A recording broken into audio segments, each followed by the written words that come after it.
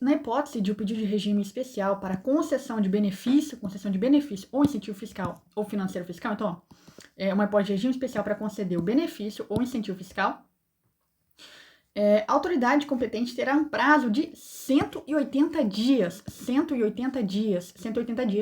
contados da data do protocolo do requerimento para decisão. Então, 180 dias que vai contar da data do protocolo do requerimento para decisão. O disposto no caput não se aplica às hipóteses de pedido inicial ou de alteração de regime especial. Então, o disposto no caput não vai ser aplicado às hipóteses de pedido inicial ou de alteração de regime especial.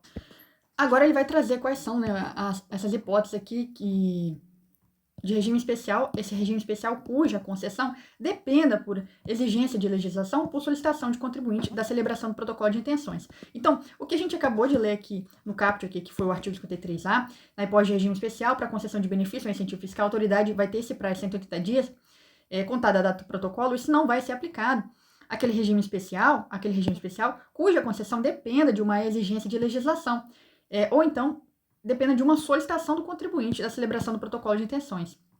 Também não vai ser aplicado relativo ao benefício ou incentivo fiscal não fundamentado nos artigos 225 e 225A dessa lei aqui. A contagem de prazo prevista no caput ficará o quê? Suspensa. Então, a contagem de prazo vai ser suspensa, ou seja, vai levantar o prazo, né? Ele vai parar aquele prazinho e depois continua correndo do mesmo tempo.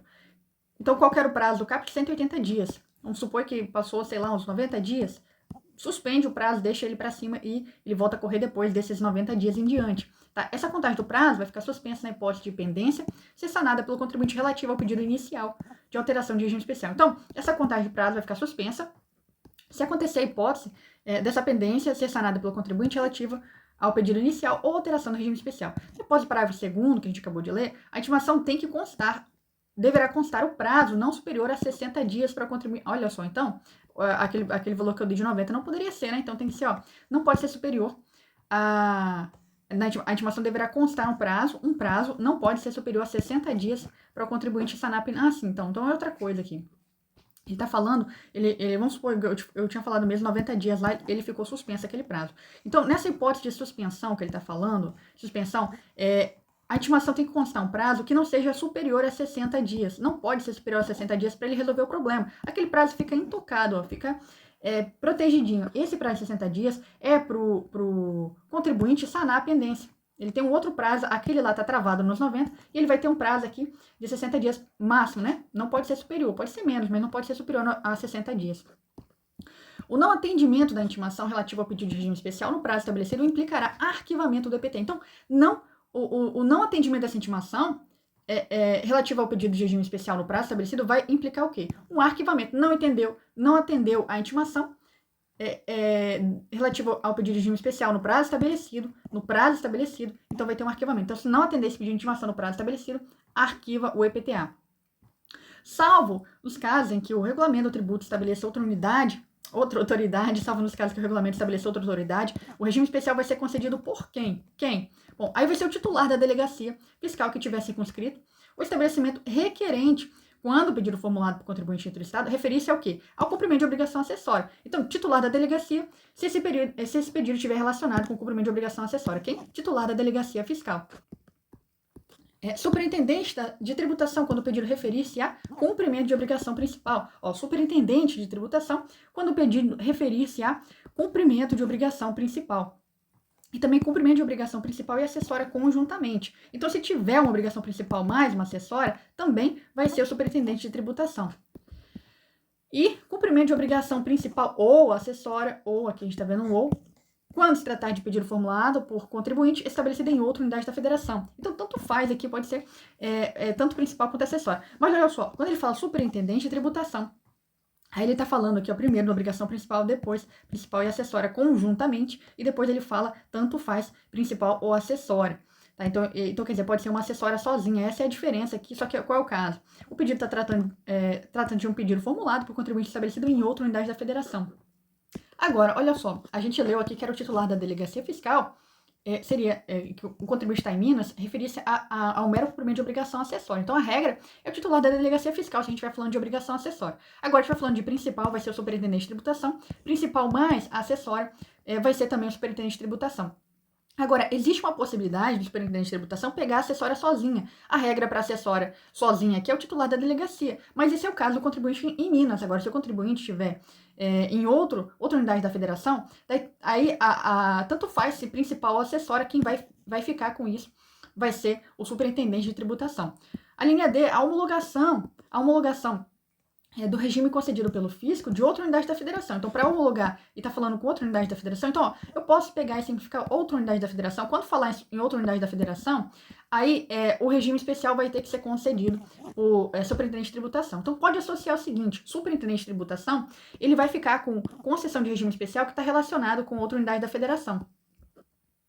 O titular da delegacia fiscal, ele só vai ficar com aquele pedido de regime especial concedido que se refere à obrigação acessória. Então, olha só, de uma maneira bem simples para gravar menos coisa, precisar de decorar menos coisa, pensa que o titular da delegacia fiscal ele só vai ficar com a obrigação acessória.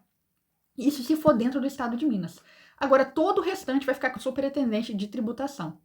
Em se tratando de delegação para prorrogação de regime especial, o ato poderá constar do próprio regime. Então, em se tratando de delegação para prorrogação de regime especial, então delegação para prorrogação, esse ato poderá constar do próprio regime. O superintendente de tributação poderá avocar, ou seja, chamar para si a competência, que era de outra pessoa, né, para decidir sobre regime especial, a que se refere o inciso 1.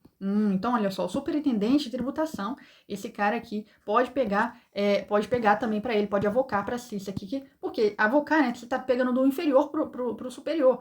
Você tem aqui o titular da delegacia fiscal e o superintendente de tributação, que é como se fosse uma patente mais alta. Ele pode avocar isso para ele. Na hipótese de divergência quanto à concessão, prorrogação, alteração, revogação ou cassação entre delegacias fiscais relativamente ao regime especial de sua competência, a decisão será de quem? Do superintendente de tributação. Então, ó, concessão, prorrogação, alteração, revogação, cassação, essa de que? Relativa ao regime especial, vai ser competência do superintendente de tributação. Mediante portaria da Secretaria da Receita Estadual, a competência que se refere ao inciso 2 poderá ser atribuída ao superintendente regional da Fazenda, aos coordenadores dos núcleos de contribuintes externos, NConnext, ou ao titular de delegacia fiscal, conforme o caso. A portaria, que trata o parágrafo 4º, indicará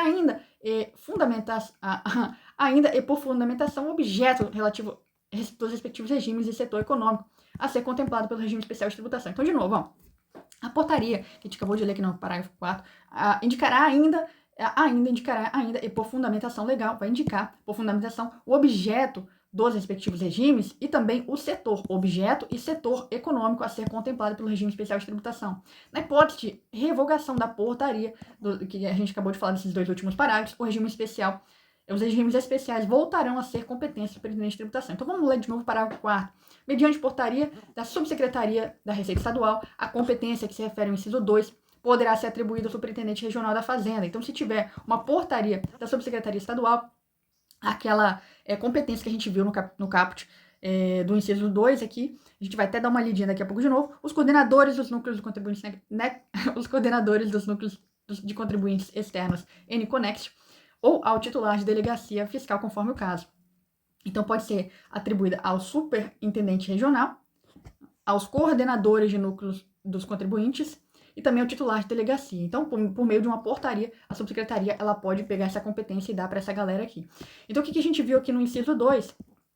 Que era o superintendente de tributação. Então, o que está dizendo aqui o parágrafo 4 para a gente? Que por meio de uma portaria, a subsecretaria ela pode entregar essa competência para toda essa galera aqui, ó. Pode ser atribuída ao superintendente regional da Fazenda, coordenador do núcleo do NConnext, titular da delegacia fiscal, isso conforme o caso.